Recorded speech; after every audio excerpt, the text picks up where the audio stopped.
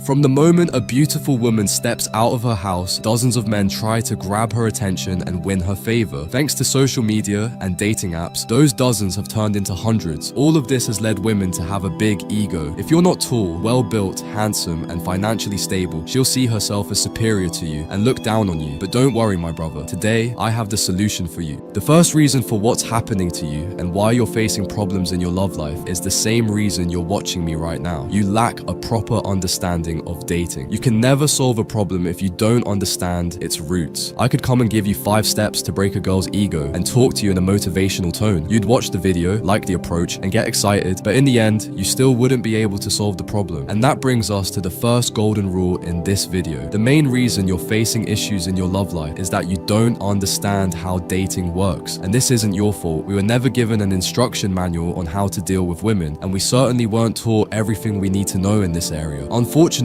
most of us simply follow what society teaches us. I want you to pay close attention now because this video is one of the most important in the How to Attract Women series. Dating may seem incredibly confusing, but they become much clearer when we step back and look at the bigger picture. Let's take a broad perspective. Instead of focusing on a specific girl, let's think about all the women and men in your city, or your country, or even the entire world. From this wide-angle view, we can start to see the full picture. Dating is a marketplace, and there are laws that govern it, like an economy. These laws aren't strict rules you must always follow. Rather, they're general principles and patterns that are often true. They are the result of millions of years of human evolution. Going against this immense momentum is what causes frustration and confusion for most men, like swimming against the current instead of with it. The simplest and most effective strategies are those that align with these laws, not those that go against them. The laws of the relationship economy are rooted in our most primal biological instinct, the instinct to reproduce. But here's the thing, men and women have evolved in different ways to fulfill this instinct, and their strategies often conflict with each other. This conflict goes back to the days of early humans. Back then, the best strategy for men was to impregnate as many women as possible. For women, the best strategy was to reject as many men as possible and secure the commitment of one man who could provide long-term security for the family. Today, we may live in the space age, but our minds are still stuck in the Stone Age. Those ancient primal drives are still within us. They've been shaping human behavior for over 1 million years, and they're not going to disappear anytime soon. This creates a fundamental conflict, which can be summarized as follows. Women are the gatekeepers of sex. Men are the gatekeepers of commitment. In other words, women use sex to attract men and secure their commitment. Men use the promise of commitment to attract women and gain a sexual relationship. In the relationship market, sex and commitment are like currency. They are the resources men and women exchange to get what they want. This is why many married men face the issue of their wives no longer desiring intimacy as they once did. The reason is that the woman feels she has already secured the highest level of commitment she was seeking, which diminishes the biological drive that fuels her desire for intimacy with her husband. This isn't her fault, it's simply part of her nature. At the same time, don't get me wrong, women do enjoy sexual intimacy, but that's not the focus of our discussion today. In today's video, the key point we're focusing on is your currency, commitment. In summary, there are 4 levels of commitment. Level 1, your attention and approval. This is what a woman seeks when she first starts getting to know you, when she becomes aware of your presence in the relationship market. Level 2, non-exclusive dating. This is when you both decide you like each other and start going out and spending time together. Level 3, explicit, exclusive relationship. This is when you both clearly agree that you're in a committed, exclusive relationship. Level 4, marriage. This is the ultimate commitment and is something most women dream of from a young age. When does the ego problem appear? This issue usually arises at this stage before you both decide you're interested in each other. Why? Because at this stage, if you give her your attention and approval too easily, she won't value you. This is where most men fail repeatedly. They give women too much attention simply because they find them attractive and desirable, leading the woman to undervalue them completely. For example, complimenting her looks immediately, agreeing with everything she says, overloading her with praise, giving her significantly more attention than you give other women. Your attention and approval are valuable resources that women desire, so perhaps it's time to become more selective about how easily you give them away. I've started to look at it this way. Just as you're not entitled to touch a woman's body or have a sexual relationship with her, women are not entitled to your attention and approval. You should only give these things to a girl who invests her time and energy in talking to you. This is what makes you valuable and worth pursuing. This is the mistake you're making that allows her ego to grow and overshadow you. You must value your commitment because it's your currency. It needs to have worth. So how do you do that? How do you bring her ego down and keep keep it in check. Even after getting past the first stage, her ego must stay low and you must always remain on top. Here's the thing, when you and this girl are talking, her ego makes her see herself as above you. Most men either give in and show her she's better than them or try to bring her down. Both of these approaches are wrong when dealing with a woman's ego. What you should do is elevate yourself above her. So how do you elevate yourself above her? By placing a high value on yourself. If you've been following me for a while, you've probably heard me say this many times. Success with women is nothing more than a state of mind. She feels what you feel. You can achieve this with two very simple steps. Step 1, winning the game of chicken. Do you know what the game of chicken is? It's a challenge where two people head toward each other to see who will back down first. Nice guys are always the ones who back down. In every conversation, in every relationship, there's always someone who surrenders first, and in that exact moment, you hand over your power to the other person. You do it to be liked, to gain approval, to ease tension, or to avoid conflict. When you place a higher value on the other person than on yourself, you always back down first. You always blink first, always give up your position, and always hand over your power. What does blinking or surrendering mean? It's that moment when you notice from her tone of voice that you've said something wrong and you panic and backpedal. You've surrendered and she notices it. It's when you go on a date thinking, I'll flirt with her, I'll seduce her, I'll be attractive and charming. Then she says something like, I'm so over players. Suddenly you morph into the nice guy, trying to prove you're not one of those guys she dislikes. Ironically, the very ones who often end up in her bed. It's when you confidently approach a girl, but notice her yawning, frowning, or doing something similar. Suddenly your mind goes blank because you're thinking,